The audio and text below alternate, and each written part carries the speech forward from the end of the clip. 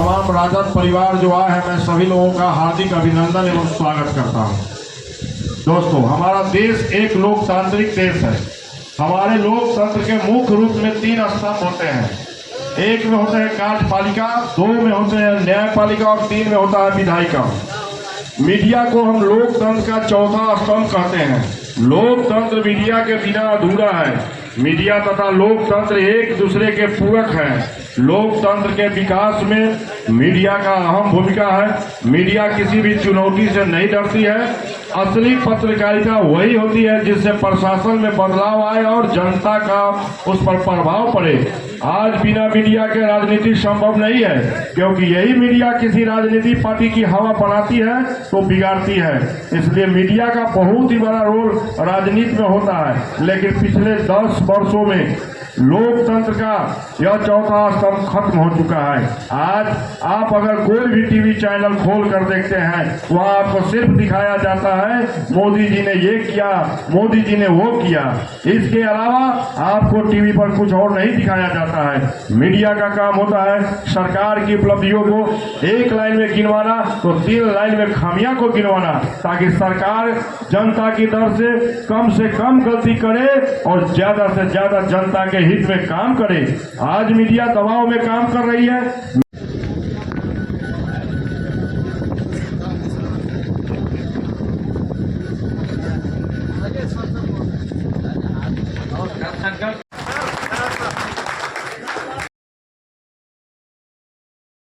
अभी हम मुंगेर जिला के प्रखंड तारापुर में अभी परिचर्चा का कार्यक्रम किया गया राजद की तरफ से। हमने जब हम जा रहे थे तारापुर से मासूमगंज अपने फुआ के यहाँ, तो देखे कि प्रदेश सचिव जितेंद्र कुशवाहा जी के द्वारा लगातार इस कार्यक्रम को सफल बनाने के लिए, इस पंडाल को सजने और संवारने को लेकर के लगातार इनकी गाड़ियाँ लगी हुई थी और ये दिशा निर्देश दे रहे थे अपने कार्यकर्ताओं को कि कार्यक्रम अच्छा हो, संगठन मजबूत हो, क्योंकि 2025 का विधानसभा चुनाव नज़दीक है।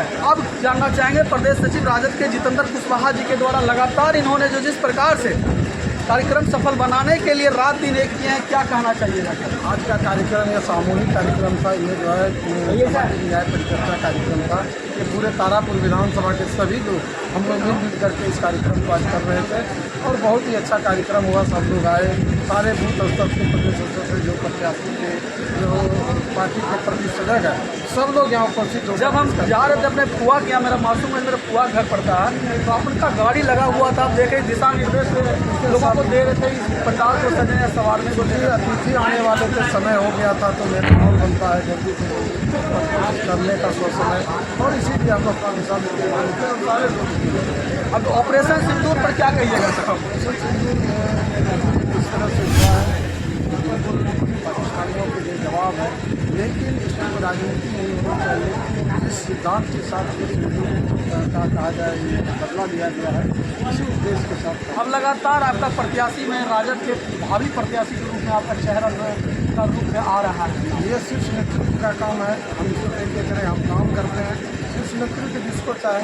आज गौतम बुद्ध का जन्मदिन है, आज का दिन गौतम बुद्ध के जन्मदिन के मौके पर हम सभी आज पूर्णमासी का भी दिन है। हाँ, शुभकामना देते हैं।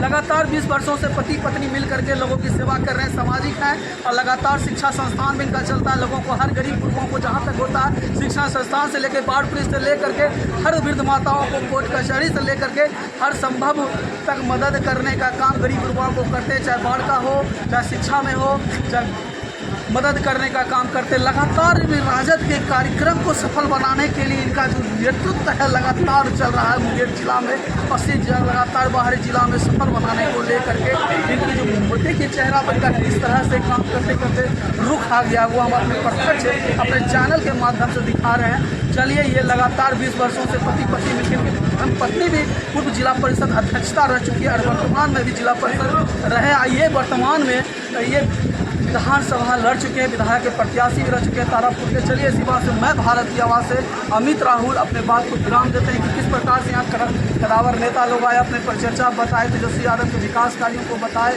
और किस प्रकार से बोले कि उनके सरकार आएगी तो किस प्रकार से माँ बहन योजना का लाभ मिलेगा, वृद्ध पेंशन जो है 1500 मिलेगा। वो सब बातें जो है पदाधिकारी ने राजद के बताने का काम किया। चलिए, मैं भारत की आवाज़ से अपने बात को विराम देते हैं। जय हिंद, जय भारत।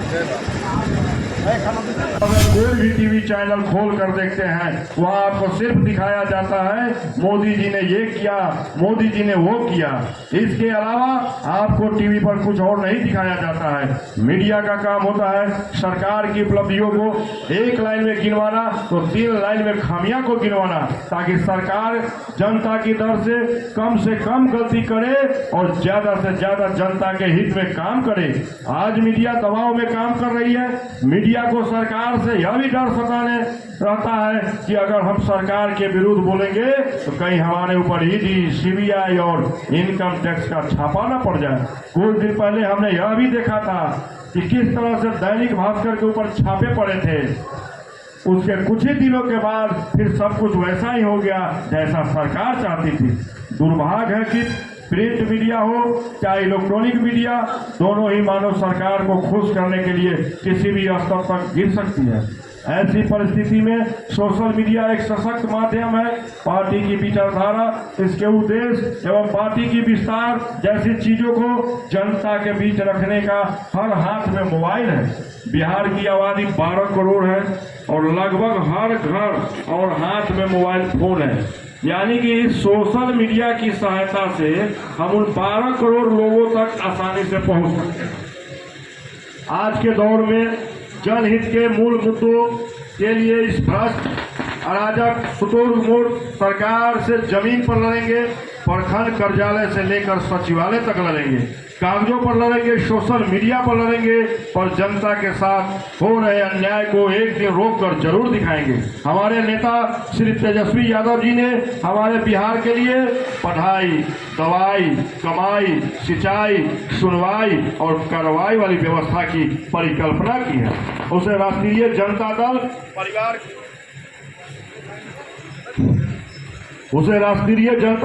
परिवार का एक सदस्य मिलकर पूरा करेंगे।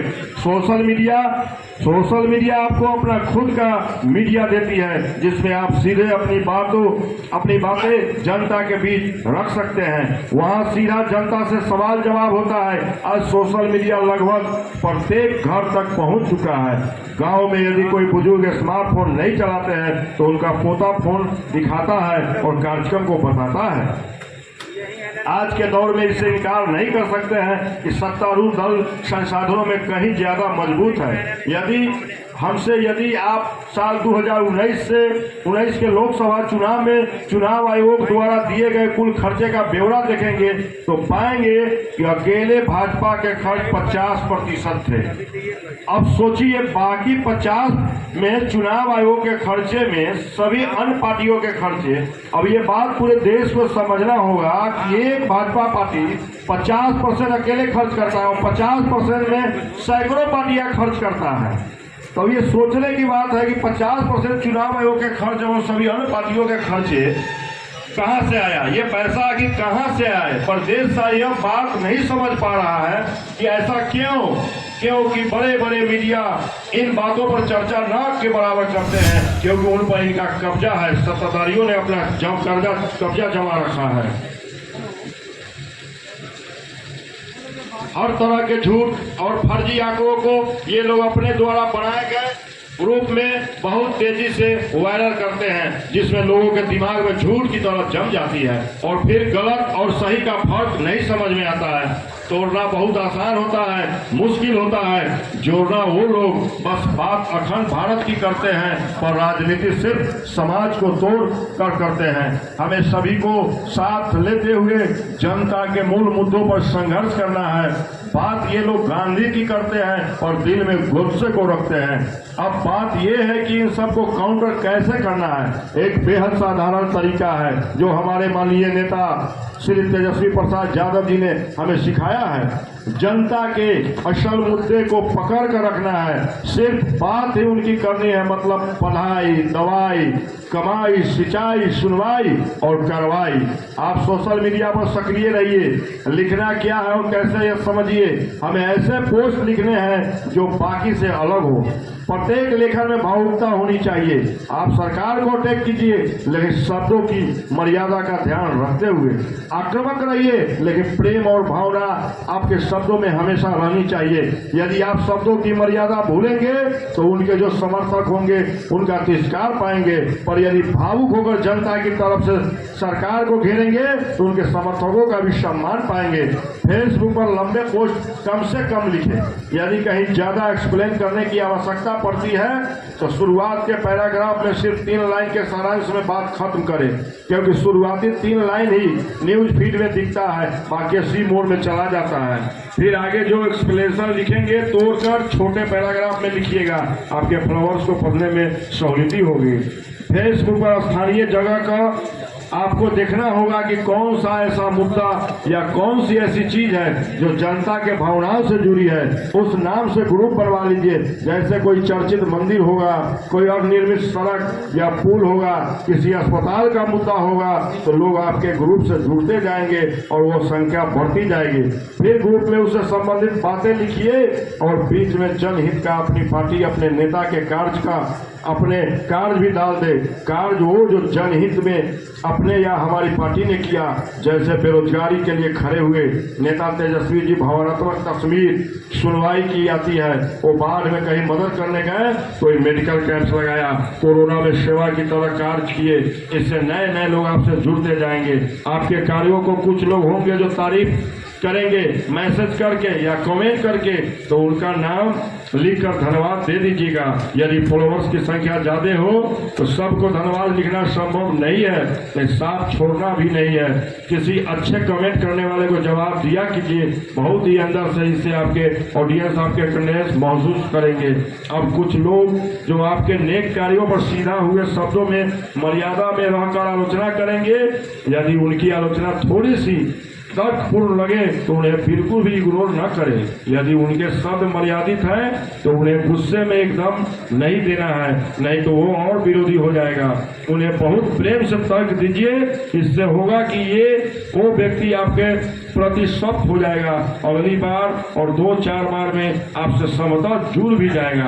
आपसे जुड़ने का मतलब है वे हमारे राजद परिवार से जुड़ जाएगा। अब कुछ लोग बेतुका तर्कहीन आलोचना करेंगे पर शब्द मर्यादित रहेगा तो उन्हें साफ छोड़ दीजिएगा, इग्नोर करके आगे बढ़िएगा। कुछ आलोचक आपके अच्छे कार्यों पर भी अमर्यादित शब्दों का इस्तेमाल करेंगे, तो ऐसे लोगों के लिए फेसबुक, ट्विटर, इंस्टाग्राम सब ने ब्लॉक का ऑप्शन दिया है। ऐसे लोगों को बस आपको उलझाने के लिए होते हैं, तो समय नहीं बर्बाद करना है। लोग आपको 16 साल पुरानी बातों में घसीटना चाहेंगे। वो कहेंगे कि जंगल राज था। उनसे तर्क करना है। तर्क कैसे करना है ये समझिए। उनको कहना है कि भाई एक बात बताइए, यदि किसी बच्ची का बलात्कार होता है या किसी भी व्यक्ति की हत्या होती है, तो हम यदि विपक्ष में होने के नाते सरकार से सवाल करते हैं, तो सवाल कोई अकेले राष्ट्रीय जनता दल का नहीं होता है। हमारा सवाल बिहार की तरफ से अपनी सरकार से होता है। तो ध्यान रहे, जो 15 साल पहले क्या था वाला शर्मनाक जवाब देते हैं, जवाब आप हमें नहीं देते हैं, वो जवाब आप बिहार को देते हैं।